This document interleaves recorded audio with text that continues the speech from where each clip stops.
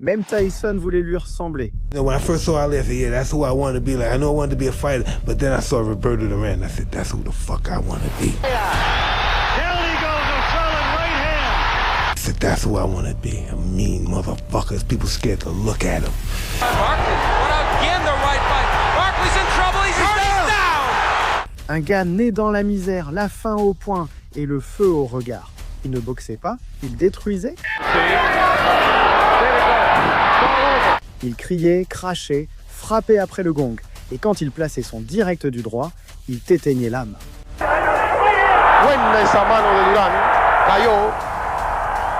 Il a été craint par les champions, détesté par ses rivaux et adoré par ceux qui aiment voir du sang et la guerre. Voici Roberto, main de pierre, Duran, le latino le plus féroce sur un ring. Aujourd'hui, tu verras ses knockouts les plus brutaux et ses combats les plus intenses. Et pourquoi? Même Mike Tyson a voulu lui ressembler.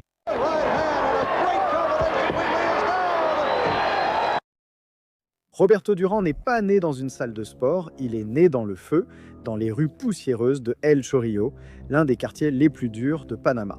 Là-bas, où les enfants se battaient pour un morceau de pain et où les points étaient plus importants que les mots. Son père, soldat américain, les a quittés quand il était enfant. Sa mère vendait de la nourriture dans la rue pour subvenir aux besoins de ses enfants. Roberto n'a pas eu de jouets, il a eu des points. Dès son plus jeune âge, il a appris que sans frapper, on ne mangeait pas. Il a débuté comme ramasseur de gants à la salle Neco de la Guardia avant de monter sur le ring à seulement 8 ans. Il ignorait la technique et la défense, frappant seulement avec rage. À 16 ans, il débute professionnellement et depuis, sa faim est invincible.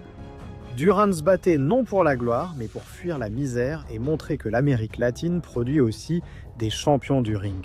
Et il n'a pas tardé à le prouver. Après ses débuts, il a enchaîné victoire sur victoire comme un train sans frein. À seulement 21 ans, il avait déjà vaincu 28 adversaires. He's unbelievable. This kid's going to be around for a long time. The closing seconds now of this. The sixth round. Left it. Big right hand. Look at that. He backs him up. Big. Le monde de la boxe ne le prenait pas encore au sérieux. On disait qu'il était trop petit, trop sale, trop désordonné. Mais au Panama, il le savait. Ce type était une bête, prêt à se battre pour le titre mondial. Mais ce qui s'est passé cette nuit-là était une véritable déclaration de guerre. Son palmarès était remarquable. 28 victoires, aucune défaite, dont 24 knockouts. Mais face à lui se trouvait Ken Buchanan. Champion du monde poids léger, élégant, technique, invaincu aux États-Unis et avec une défense impeccable. He fights back. Ottero's the type of guy that comes back strong when he gets in trouble. Look at that. Pour beaucoup, c'était un combat déséquilibré, mais pour Duran, c'était le début de son règne et dès la première seconde, il l'a fait savoir au monde entier. Le coup de cloche n'avait même pas fini de retentir que Duran lançait déjà des coups. Buchanan ne comprenait pas ce qui se passait, ce n'était pas de la boxe, c'était une avalanche sauvage. Максимальная пауза была 2 года. Последние 2 боя прошли попадает Дюран. В размахе рук, руки короткие, в прямом смысле слова, Роберт. Где Дюран немного подуспокоился. Le Panaméen le coinçait, le poussait, l'insultait, le frappait au corps comme s'il voulait le briser de l'intérieur. Он явно с самого начала боя... Chaque round était plus violent que le précédent. Buchanan reculait, saignait et regardait l'arbitre en cherchant de l'aide. Много боев мусорных. Должен наступить момент, когда Дюран какой номер раунда и что вообще происходит в этом бою, он бы давно уже сделал. Duran le frappait après le gong, le bloquait avec l'épaule et le regardait même dans les yeux avec fureur tout en l'attaquant. Ну и сейчас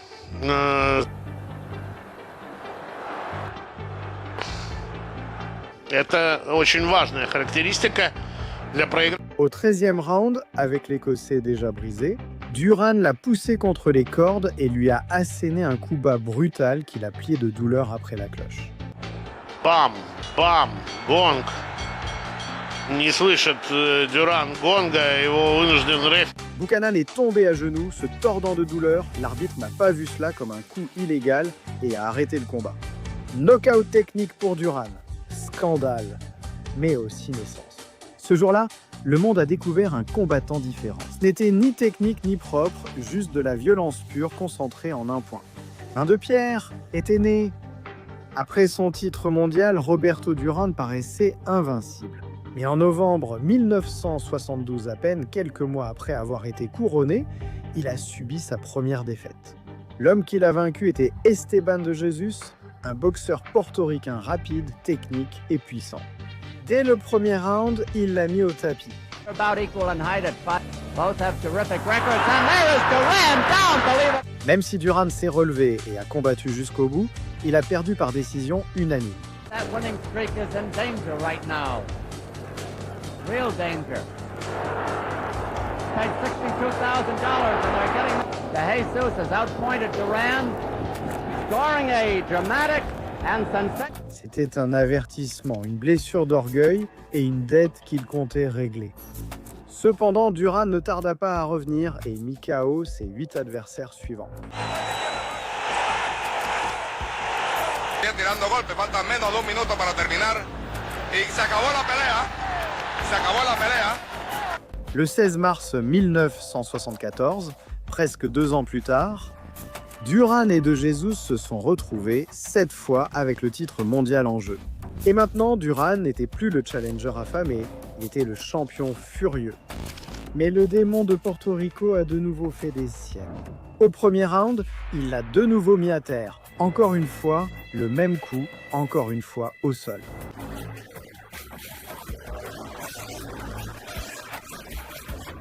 Duran mordait le tapis, tandis que des milliers de Panaméens retenaient leur souffle. Mais cette fois, c'était différent. Cette fois, il n'y avait aucun doute dans son regard. Duran s'est relevé, comme si quelque chose s'était réveillé en lui. Et à partir du deuxième round, la guerre a commencé.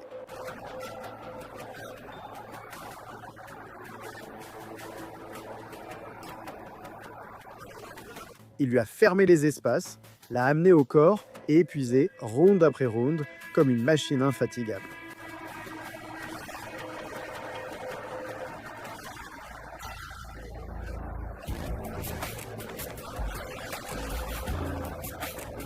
Duran le poussait, le punissait et l'étreignait. De Jesus répondait avec technique, avec des crochets propres, mais chaque minute, il devenait plus lent, plus fragile.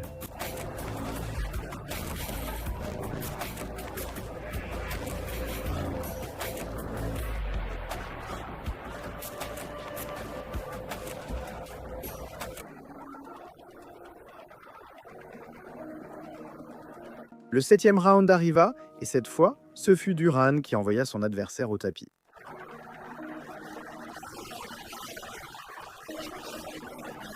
Duran commençait à paraître nettement supérieur, jusqu'à ce qu'au 11e round, le Panaméen lâche une combinaison brutale au visage et au foie. Et De Jesus s'effondra comme un arbre abattu.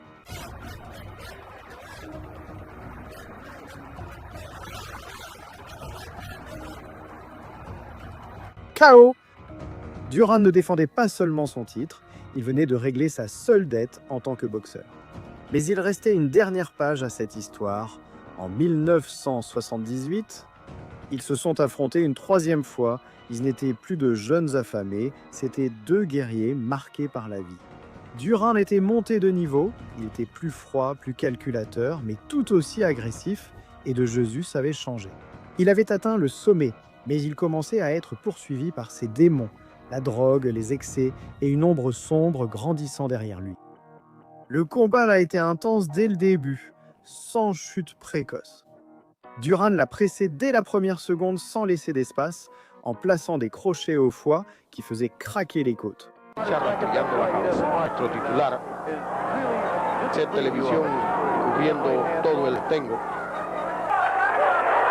Jesus con la izquierda y la derecha a la cara del panameño. De lo que lleva atrás el boricua. Una gran pelea Roberto Duran. Au 12e round, la fin est arrivée. Un direct du droit foudroyant au visage et De Jesus est tombé. Buena esa mano de Duran. Cayó. Y cayó por segunda vez a la lona. Il a survécu, mais seulement pour recevoir une pluie de coups de poing qui ont scellé l'affrontement. Derecha, el uppercut, la izquierda y la derecha por Durán. Está en malas condiciones el boricua y no se defiende, lo va a matar por favor. Ese hombre no puede continuar y no va a seguir, se acabó la pelea. Noqueó Roberto Durán. KO. Duran a levé les bras et sur le visage d'Esteban, on lisait plus que la douleur physique. On voyait la fin d'une guerre personnelle. Duran l'a étreint non pas comme un ennemi, mais comme un frère du ring. Peu de temps après, la vie de Jésus s'est effondrée. Il est tombé dans la drogue, a fini en prison pour homicide, et en prison, on lui a diagnostiqué le virus de l'immunodéficience humaine. Dans les années 80, la peur régnait. On pensait qu'une étreinte ou une poignée de main suffisait à contaminer. Personne ne voulait s'approcher, personne, sauf Roberto Duran. Quand il a appris qu'Esteban était en train de mourir, il est allé lui rendre visite en prison. Et sans hésiter, il l'a pris dans ses bras, l'a serré en larmes, comme un vieux frère d'armes. Peu lui importait le virus, les rumeurs ou l'opinion des autres, seul comptait l'homme avec qui il avait partagé son plus dur combat. Cette image est restée dans l'histoire. Deux rivaux brisés, unis par le respect et la tragédie. Esteban de Jesus mourut 1 mois plus tard et Duran n'a jamais oublié son nom. Parce que parfois, le ring laisse des marques plus profondes que les coups et que certains ennemis t'accompagnent pour toujours. Après avoir battu Esteban de Jesus pour la 3e fois, Roberto Duran a poursuivi sa domination chez les poids légers. Il a aisément conservé son titre, éliminant tous ses adversaires par knockout rapide ou décision sans contestation. Just the second of 20 live fights this year, you'll see. There we go.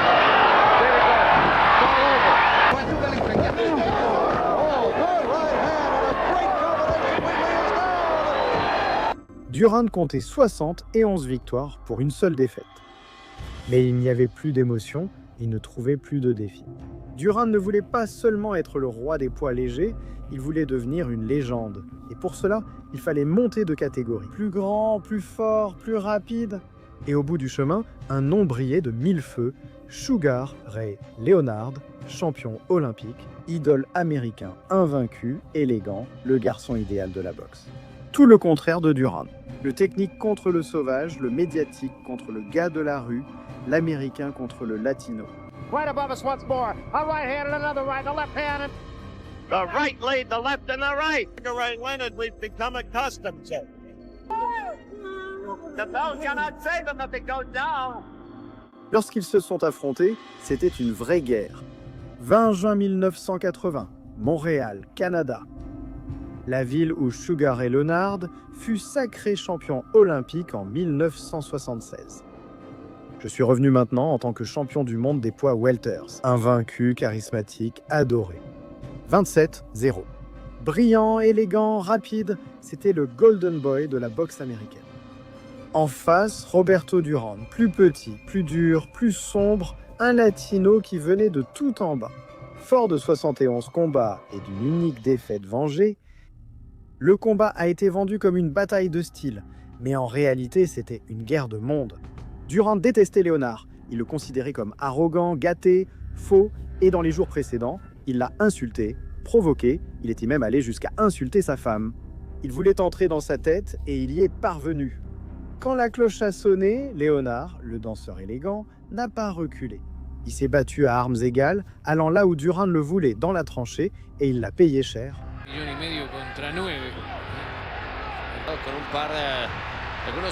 Duran le poussait, le pressait, lui parlait, le frappait avec haine. Chaque coup était un message. Ici, pas de glamour, seulement du sang. Leonard plaçait des contres, mais Duran encaissait tout et rendait le triple.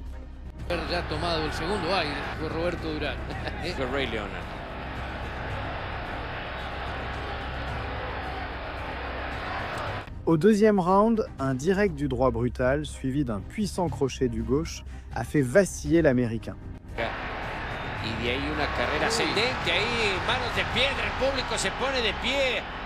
Au cinquième round, Leonard ne souriait plus, il se battait pour survivre.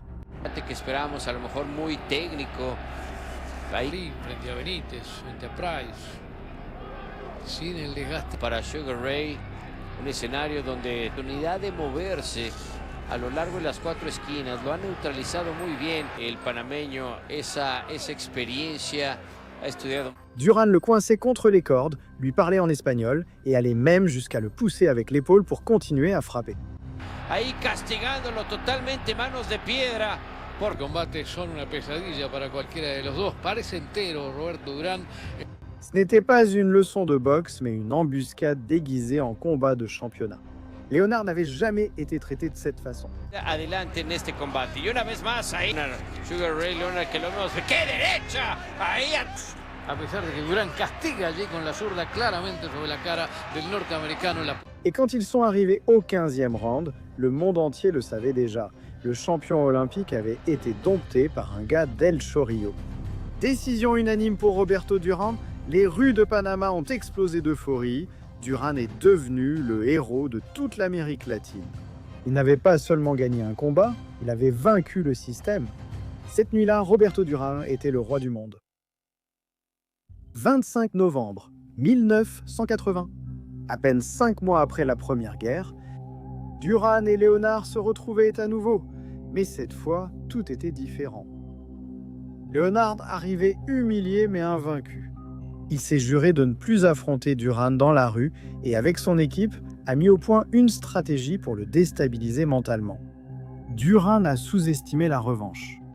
Au sommet de sa célébrité, il a pris du poids après le premier combat et dû perdre plus de 20 livres en quelques semaines. Il est arrivé épuisé, déshydraté, sans le feu qui l'animait à Montréal. Dès le premier round, Leonard n'a pas boxé, il a dansé. En bougeant, se moquant et tirant la langue devant Duran. Obviously knows he was knocked out because remember that in Panama, he doesn't have it all, he went down. Et pendant que le Panaméen le poursuivait avec rage, Leonard le frappait puis disparaissait. Duran n'arrivait pas à l'attraper, il ne trouvait pas les angles, il n'arrivait pas à couper le ring. Et en plus, Leonard l'humiliait à chaque respiration, il en est même venu à sautiller avec les gants baissés.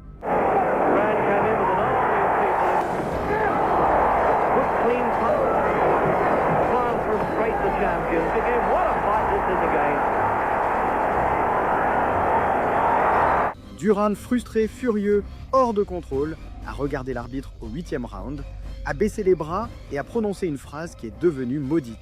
Plus jamais.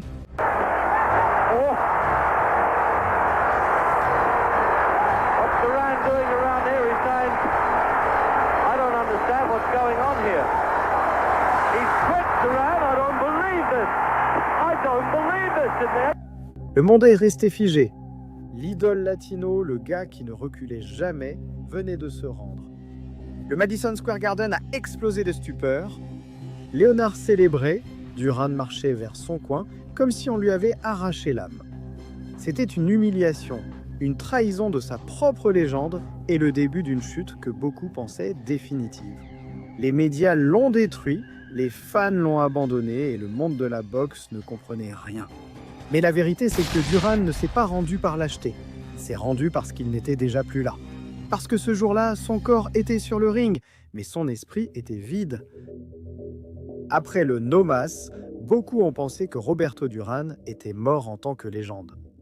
Il a perdu des combats, il a pris du poids, il semblait éteint, mais le feu était toujours là, caché. Et en 1983, à 32 ans, alors que plus personne ne croyait en lui, un combat pour le titre mondial Super Welter a été annoncé contre un jeune champion invaincu, Davey Moore. Moore, 23 ans, allié vitesse, puissance et 12 knockouts en 12 victoires. Il était du coin, il avait le soutien des médias et il pensait que Duran était un vieux fini. Quelle erreur fatale! Le combat a eu lieu le 16 juin 1983 au Madison Square Garden. Le même jour où Duran fêtait ses 32 ans et ce jour-là, le démon est revenu. Dès le premier round, Duran l'a déchiré avec des coups au corps. Moore essayait de bouger, mais Duran l'enfermait comme dans un piège d'acier.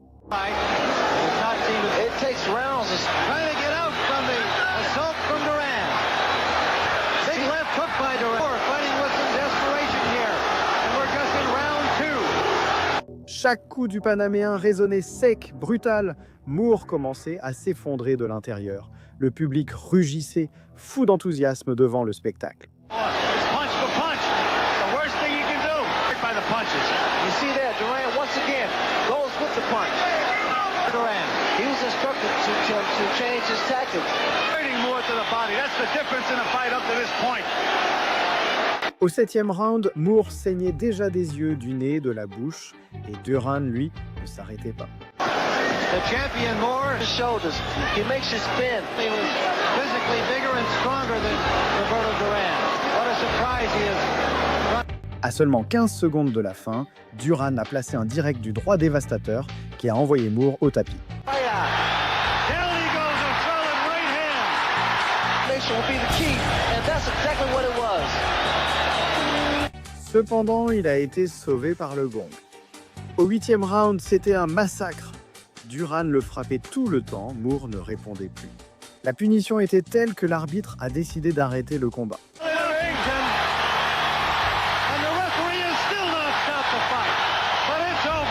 Combat arrêté, knockout foudroyant. Roberto Duran redevenait champion du monde. Et il l'a célébré les bras levés, couvert du sang de son adversaire, criant au monde que Main de Pierre n'était pas fini. Un an plus tard, Duran a de nouveau tout risqué. Il est remonté, cette fois en poids moyen, pour affronter le champion incontesté et invaincu, Marvin Merveilleux Hagler. Le 15 novembre 1983, Duran arrivait avec 3 titres à son actif. Mais Hagler était un monstre, froid, implacable, puissant, beaucoup plus jeune, plus grand, plus fort.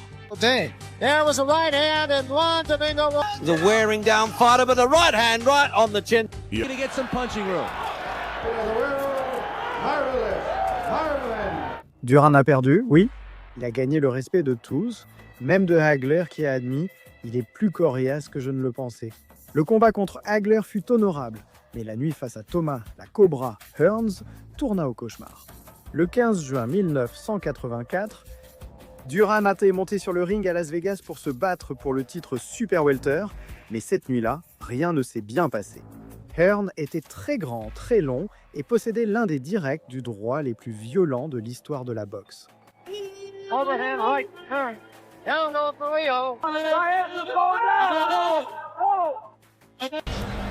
On the button. Unfortunate. Immobile, silence absolu, c'était le premier KO de sa carrière et aussi le plus brutal. Beaucoup disaient que c'était fini, qu'il ne reviendrait pas, que cette image de lui au sol sur le ring serait la dernière, mais Roberto Duran ne savait pas abandonner. Le 24 février 1989, Roberto Duran avait 37 ans. Beaucoup le pensaient fini, il avait perdu de la vitesse, de la puissance, et il n'était plus champion. En face de lui se trouvait Iran Barclay, champion du monde des poids moyens. Un gars énorme, jeune, fort et avec un style brutal. Le même qui avait mis knockout l'homme qui avait mis knockout Duran, Thomas Hearns. Beaucoup pensaient que Duran serait écrasé, mais ce jour-là, le vieux guerrier a de nouveau saigné du feu. Dès le premier round, Duran a montré qu'il savait encore se battre avec intelligence, avec ruse, avec une défense subtile, avec ses petits mouvements de taille qui font l'histoire.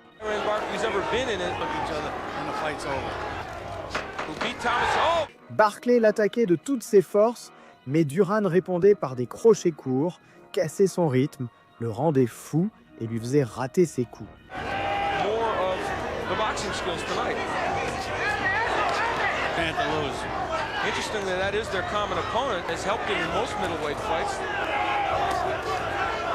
Au 11e round, alors qu'il semblait que Barclay prenait le contrôle, Duran a lâché un crochet court du droit, sec et chirurgical, et l'a envoyé au tapis.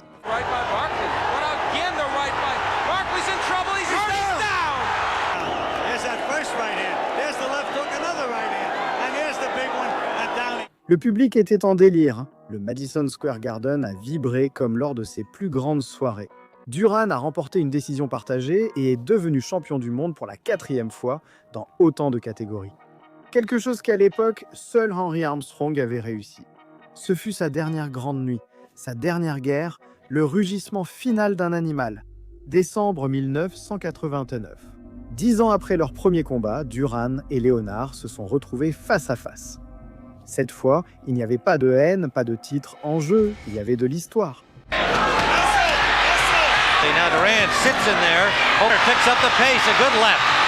Deux légendes, deux vieux ennemis, concluant leur trilogie par respect, par héritage et par fierté.